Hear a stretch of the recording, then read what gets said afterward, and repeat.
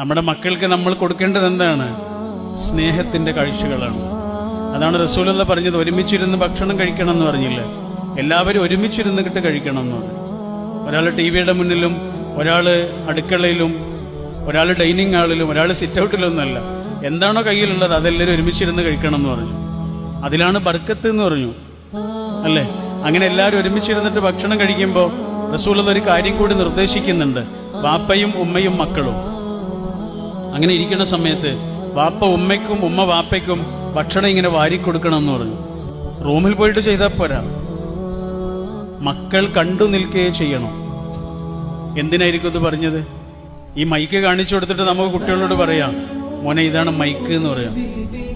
ഈ വാച്ച് ഇങ്ങനെ കാണിച്ചു കൊടുത്തിട്ട് മോനെ ഇതാണ് വാച്ച് എന്ന് പറയാം, അല്ലേ? എന്നാൽ ലോകത്തെ ഏതെങ്കിലും ഒരു സാധനം കാണിച്ചു കൊടുത്തിട്ട് മോനെ ഇതാണ് സ്നേഹം എന്ന് പറഞ്ഞു കൊടുക്കാൻ കഴിയുമോ? കഴിയില്ലല്ലോ.